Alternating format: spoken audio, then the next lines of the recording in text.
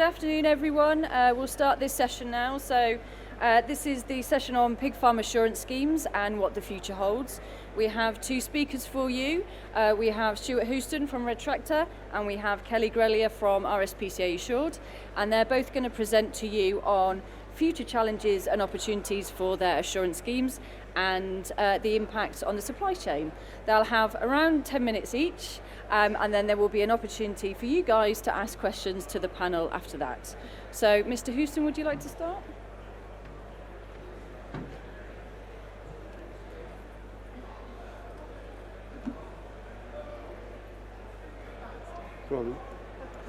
Good. Thank you all, and welcome, and thanks for spending the time to listen to what we have to say. I'd really have to start with the fact that the last few months have been really challenging, particularly for Red Tractor staff. But every day is a school day, and we've learned an awful lot from the Campbell Tickle review, and we're busy implementing their recommendations almost as we speak. The Greener Farm commitment has been pulled, and we'll now respond only to sector's needs for any further environmental standards. The focus is now on the future, with a fresh commitment to member comms through an enhanced comms team supported by an appropriate budget. We'll tell you as much as we can through Pig World 2 so that we reach the wider pig industry community. So we think Red Tractor is ideally placed because it sits in the middle between shoppers, farmers, retailers and processors, as well as government. So the Pigs Board at times has to weigh up a balancing act between the needs of all these actors and particularly thinking about the effect on farmers. But we remain representative of 95% of all the pigs we produce in the UK. We completed our 5th standards review through a very wide and thorough consultation led by our Pig Technical Advisory Committee, and it was signed off by one of the best boards I've been involved with.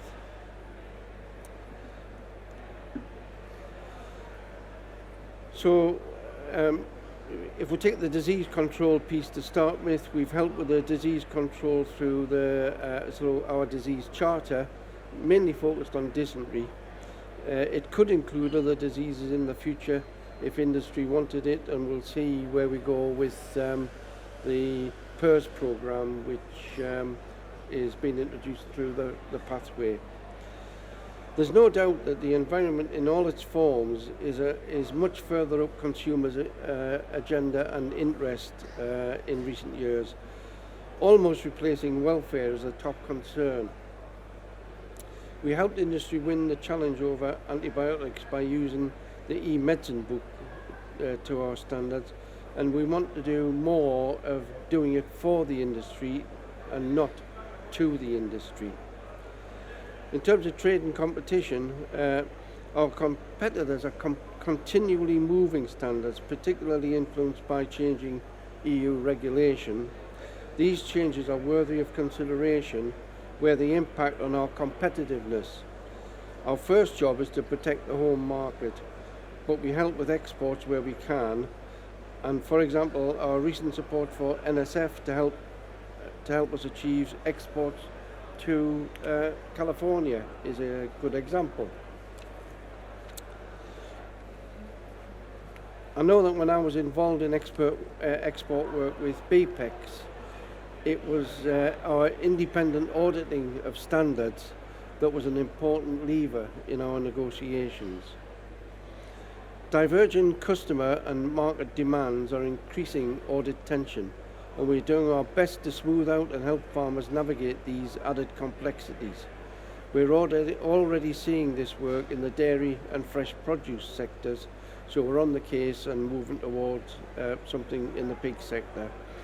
One thing that might help us is that we're always keen to facilitate joint inspections for our members with other schemes and customers to help streamline the process for the farmer.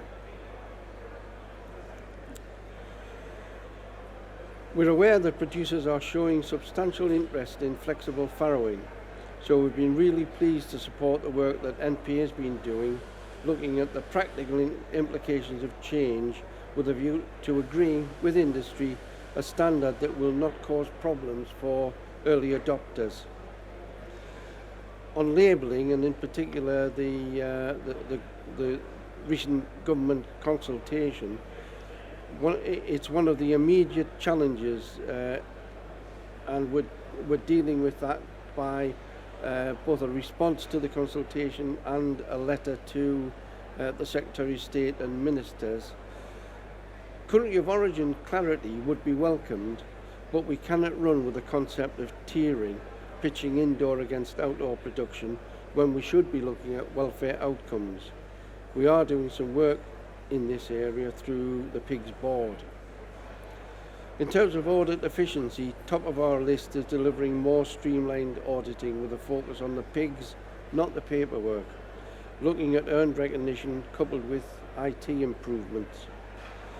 Another area is looking at facilitating customer requirements through a single audit in the way they've started to accept in the dairy and fresh produce sector. And that's what we're going to try and help the industry achieve, a resilient, productive and sustainable and profitable industry. I believe that assurance has a key role to play in delivering value across the supply chain, and as a director of Red Tractor, I intend to work with my board to ensure we deliver on behalf of the industry. Thank you.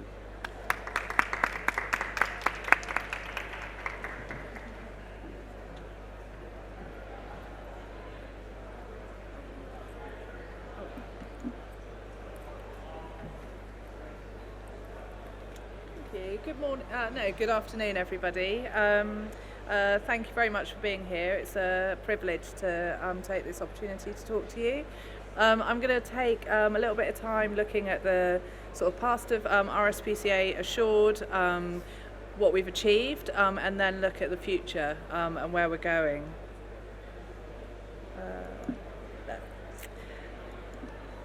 So RSPCA Assured is RSPCA's independent farmed animal welfare certification scheme. So for RSPCA Assured, welfare is absolutely at the heart of everything that we do. The RSPCA was founded 200 years ago this year, which you've probably seen adverts round and about, and it was founded in response to concerns of cattle in markets in London, and we've been campaigning for farm animal welfare ever since. And in 1994, our first animal welfare standards were developed in pigs and in laying hens. So it feels really timely to be here this year at the Pig and Poultry Conference talking about assurance. In that same year, in response to consumer demand, we launched our assurance scheme, RSPCA Assured, which was then called Freedom Food. This was in order to provide consumers confidence that the products that they were eating were farmed to the highest possible animal welfare standards. And that's still really important to us. So since then, we've expanded to cover sheep, cattle, chicken, turkey, salmon, duck, veal and trout. So over 30 years, we have made a huge difference for billions of farmed animals. We were the first to demand veterinary health plans and to demand CCTV in abattoirs as part of our standards. Veterinary health plans are now widely considered as an essential part of helping ensure improved animal health on farm, and have been adopted by industry as standard practice. And CCTV is now mandated in law. Our standards do not permit cages of any kind. Natural daylight has been introduced for turkeys and meat chickens, and we mandated only higher welfare chicken breeds. So there's 6 new chicken breeds because of RSPCA. So our vision as a charity is for a world where all farmed animals are respected and treated with kindness and compassion. And our purpose as an organisation is to ensure higher farmed animal welfare through a robust assurance scheme and a trusted supply chain. So we recognise the role that we play in the end-to-end supply chain, from food to fork, farm to fork even. We recognise to achieve this, we need to bring farm and food industry with us. And that is really important in achieving our ambition for over 50% or over half of all animals farmed in the UK, where we have standards to be RSPCA assured. So we've got some priorities in order to achieve that, because we recognise that's a big ambition. So we want to inspire consumer support and demand for higher farmed animal welfare. So we want to build awareness of the scheme so that consumers effectively see the logo and they know that that animal has had a good life, and they know that it's experienced high welfare. We want to showcase the brilliant farms on our scheme, and we've had a lot of activism recently, where a tiny proportion of farms are being exposed, and it's not the reality of the scheme. So we want to celebrate producers and really highlight the brilliant work that they're doing. We want to significantly improve member experience, give them a smooth experience, and try to ease the audit burden by taking the sort of paperwork element, which I've been on a number of assessments with assessors, which takes time, and try and make that sort of online as possible. So actually when we're on farm, we're spending time with the animals and we're spending time with the farmer, and that's the most valuable thing that we can do, and we're carrying out welfare assessments as well. We're going to continue to assure and influence higher farmed animal welfare standards, providing assurance and confidence that the standards are being met in practice. So we've over doubled the number of unannounced visits that we've done in the last year, and we're working really hard to look at our assurance and how we provide greater assurance. And we want to take industry with us. So we want to work with producers and be more than just the assessment. So we want to work with producers and support and advise outside of the assessment process. We want to build a trusted supply strategic partnerships to drive a productive end-to-end supply chain. So working with producers and working with retailers and food service. And finally, we want to be better at being operationally excellent. So improve our processes, use technology more to be able to sort of engage with our producers, engage with our retailers, get great data and insight, but also have the right skills and capabilities in the right place. So as a scheme, we've grown a huge amount over the last years, and the RSPCA standards resonate really strongly with customers, which is really important, and we want to continue to grow that market for higher welfare standards. So the awareness of the logo is at 57%, and trust in the mark is even higher at 76%. And despite the cost of living crises, this has translated into sales, with more RSPCA assured products available than ever before. So, some of our key partners, we've got lots of key partners, and it's a key role to work with not just retailers, but also food service industry as well, to ensure that RSPCA assured is available, and that we're helping meet this, create the supply to meet their demand, and that our farmers are actually rewarded fully for their high welfare practices. So we're looking to drive this growth with the support of key commercial partners, and working closely with them to grow that demand through joint marketing. And you'll have seen the marketing we've been doing with Marks and Spencer's. You'll have seen the marketing that we've done with McDonald's on their RSPCA assured breakfast BAP. So we'll do more and more of that to really kind of put RSPCA assured products and put your products as producers front of mind for consumers. So in terms of future plans, I've talked quite a bit about driving demand for RSPCA assured.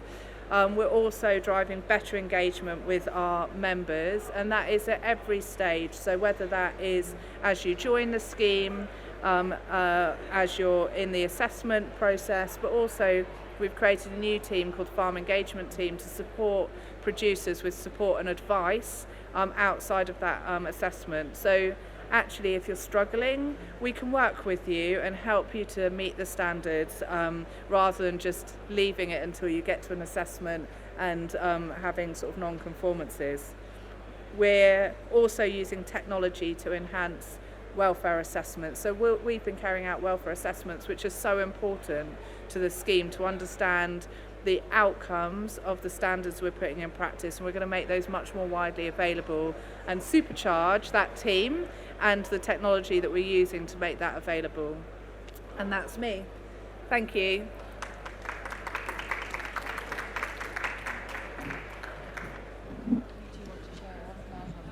Excellent, thank you very much both. Right, it's now an opportunity for you guys to ask questions.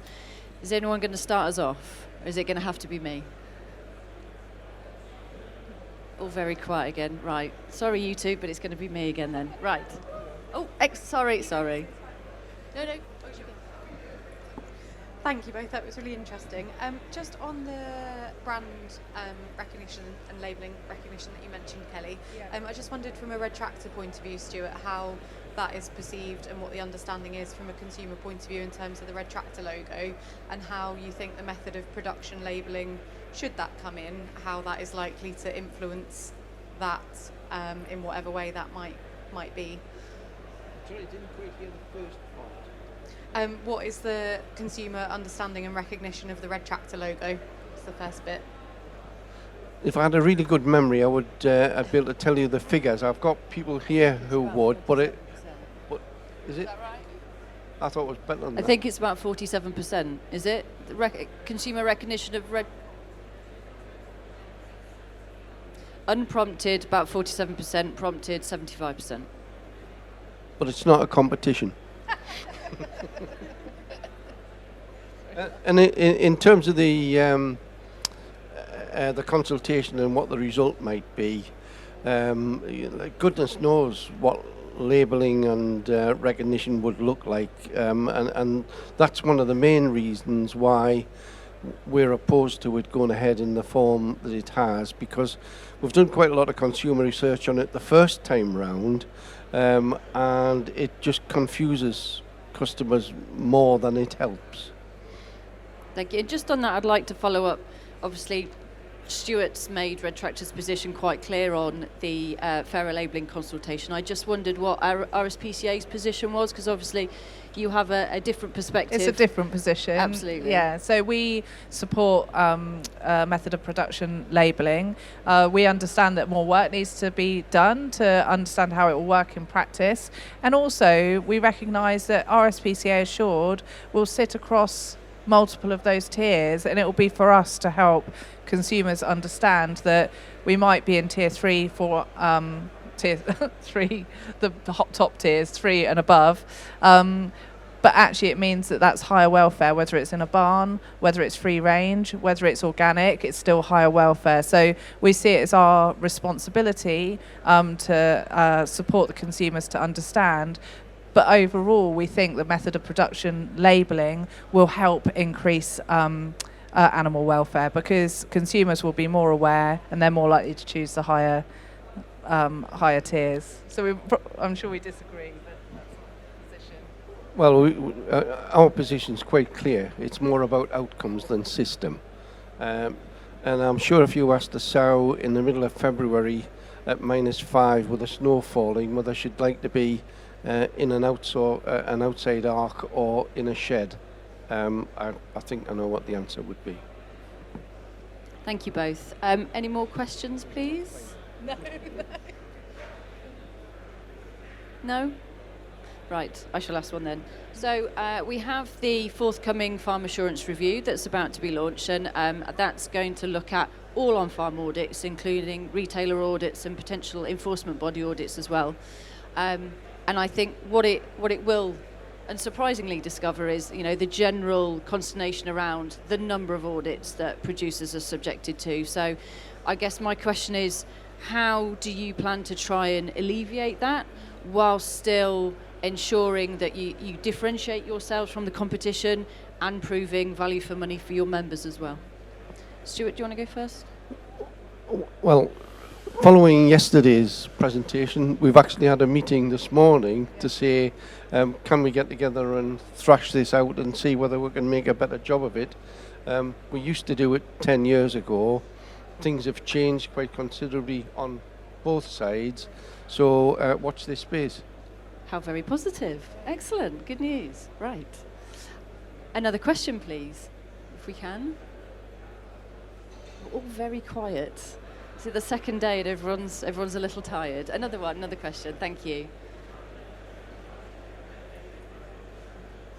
Sorry, I guess just to sort of follow from that, in terms of the retailer requirements that also are needed and required in terms of a lot of producers supplying into commercial processors, there's very often not a lot of differentiation with whichever scheme. Do you guys work with the retailers as well when they're reviewing their standards, or what sort of input would you as separate schemes have in that sort of process to make sure there is a level of differentiation? I don't have a very good answer because I'm not sure how much we do, and I've got two people from our farm animal department here. We work really closely with our retailers. I don't know how much we work together when retailers are setting, like Waitrose or what have you, are setting their own standards, if I'm honest. But in terms of the kind of review into assurance schemes, we welcome it. You know, there's no bad can come from a review to sort of, you know, to be able to, you know, shine a light, help us improve efficiency, look at ways that we can do things differently. So for us, we welcome it. We do too. It's going to be a tremendous amount of work because it's a very complicated area. But it seems to me that the commissioners that they've chosen, and especially the chairman, will be assiduous in their efforts to make it fair and helpful. So I don't look at it as somebody doing something to us. I look at it from the point of view of taking the opportunity to do things better. And in fact, at Standards Committee next week, we're starting to talk about a new way of operating that we've been working on for several months. So that's the sort of thing that we will feed into the review. And as far as the connection with retailers concerned, the team are talking to them all the time, and as a result of that, the bolt-on visits that they were doing for dairy and fresh produce, we've reached an agreement that we can do those at the same time as the standard visit. And of course, we're having that dialogue with regard to the other commodities as well. Thank you. Another question, please? No? Right, I'm going to ask one on environmental issues. So I appreciate, you know, there's been a lot of recent activity around Greener Farms commitment, and I know RSPCA Assured is more of a welfare scheme, but at the end of the day, it is very much a consumer preference. They're interested in the environmental impact and credentials of the products that they're buying. So I just wondered where you see, looking ahead, where's your place as an assurance scheme in providing that information and the credibility, I guess, of what's happening on farm with regards to environmental impact? Well, I did mention in my introduction that obviously the Greener Farm commitment's gone. As far as the pigs board are concerned, they were content with the way that we were approaching it, and the approach was to avoid actually extra farm visits by retailers designing their own schemes. But we are where we are, and it's going to be down to the representative bodies on the pigs board and the other boards to come forward and say what they want to do about environment, and then we'll develop from there. Thank you. So from our perspective, we are welfare first, but we're everyone, every organisation, every individual has a responsibility towards the environment as well.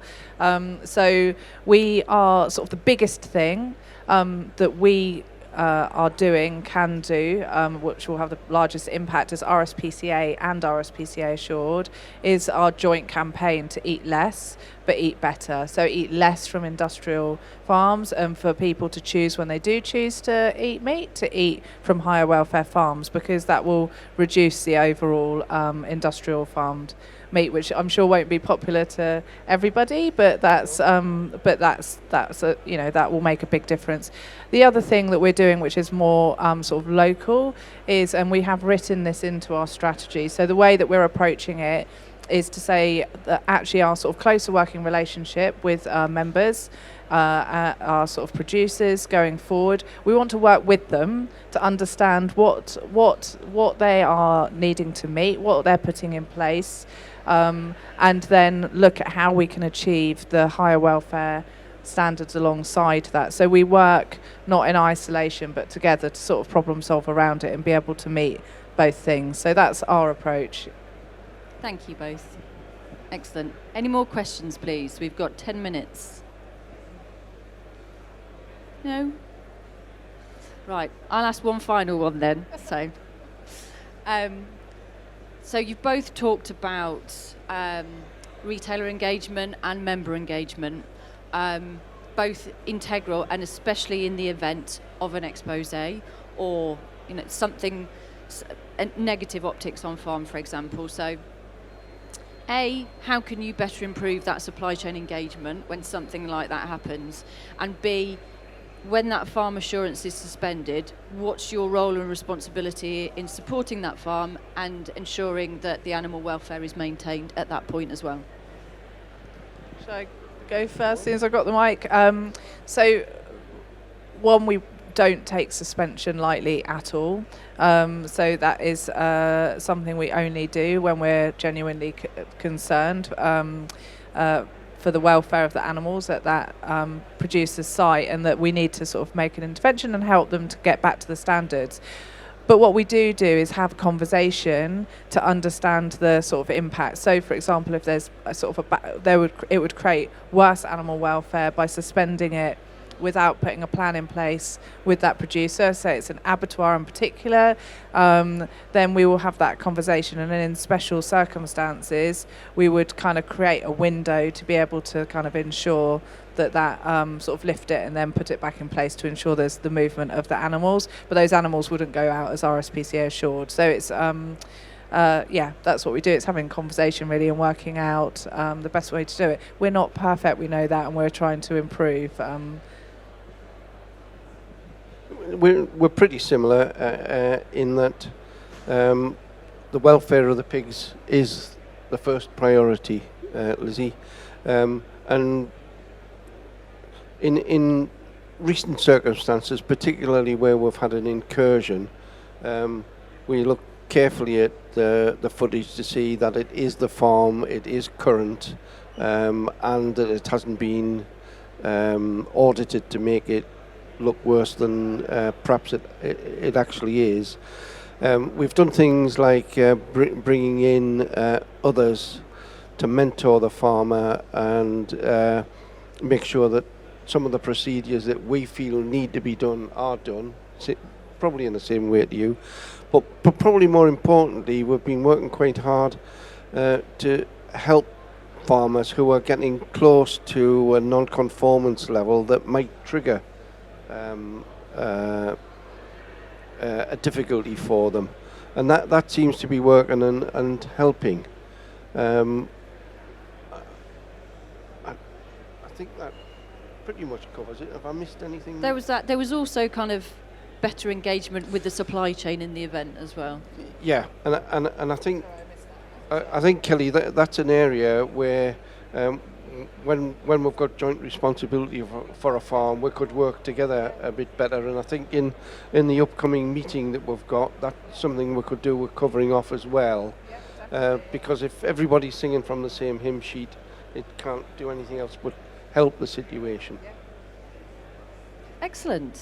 Right. One final question. We've got about 5 minutes. If not, we'll wrap it up. No? Excellent. Well, thank you very much to both our speakers, and thank you very much for everyone attending and the questions. I hope you have a good rest of the day.